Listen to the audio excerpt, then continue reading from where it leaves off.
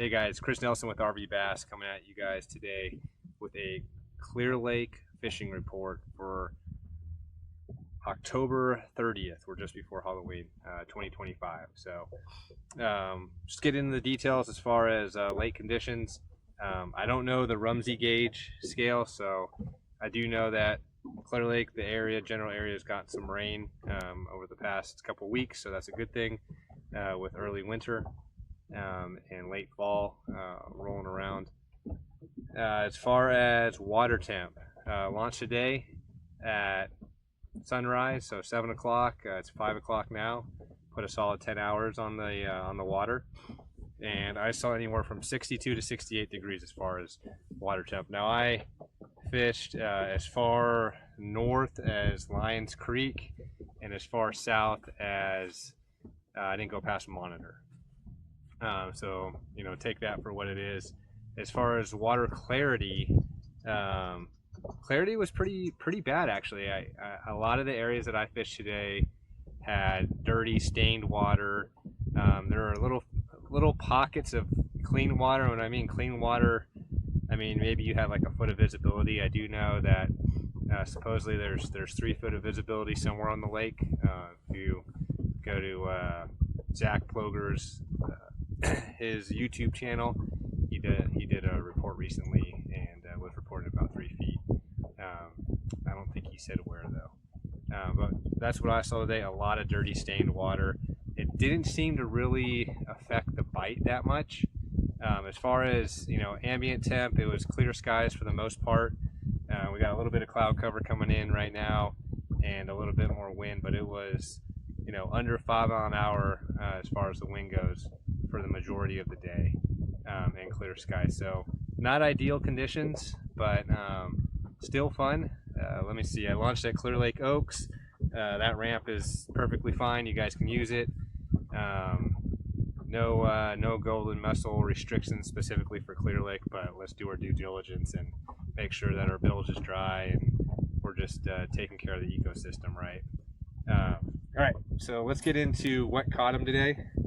And it felt kind of like a junk fishing type of day, but it really wasn't. 3 main things caught him. First one, white chatter. The one I caught it on was a first gen copperhead. It's a 1/2 ounce, but that silver blade, bare metal blade. I have this paired up with a Zaco, Yamamoto Zaco. So just throwing it up in those like buckbrush areas was mainly what was key for me. I did get 2 bites. I got one on red and one on white. The one that I got in the boat was on the white one, so we'll say that one was the better one. But bites were few and far between. Only 2 bites on the Chatterbait. Let's see.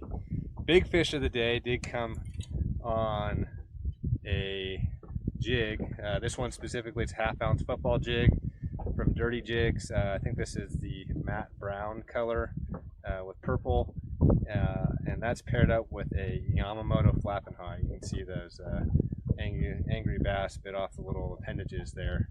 But it was overall, I caught 15-ish fish today. The biggest fish though came on the jig being absolutely dead stick. I tossed it out there on a rock pile, picked up, and it was there. So I didn't move it. I didn't have any sort of technique that I can share with you guys on what worked there. But that's what my big fish came on. Obviously that was off a rock pile.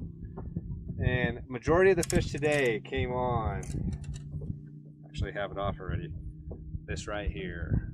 Mid diver, I'm a pin jack, and 2 different colors. I think this is like a green gizzard color. I also threw a Tennessee shad color, and then I also threw, this would work for me earlier in the month. I only put this on for about the last 30 minutes just to kind of mix it up, but I did throw the Spro rock crawler. And all 3 of those are the same type of crankbait. They're like a medium diver, 8 to 12 feet. I think the rock crawler might get a little bit deeper, but it's just Clear Lake it's making you work for it right now. So you'd have to run a 500-yard stretch of docks to get, you know, a couple fish, or you'll run into 3 in a row.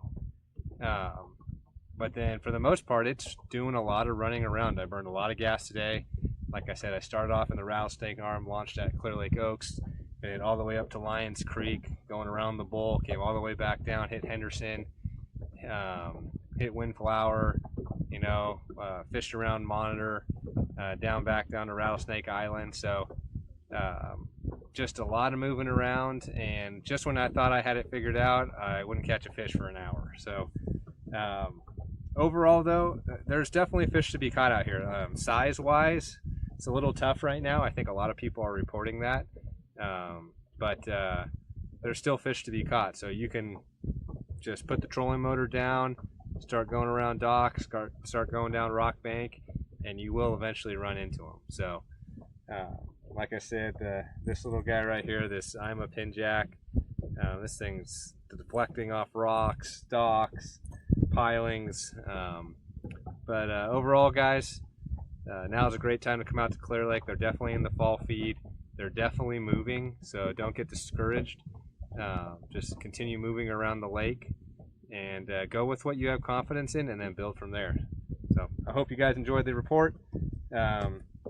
If you guys want more reports from RB Bass, I will put the link to the website down below, and obviously check out our YouTube channel. I would appreciate it if you liked and subscribed. Catch you guys on the water. We'll see you next time.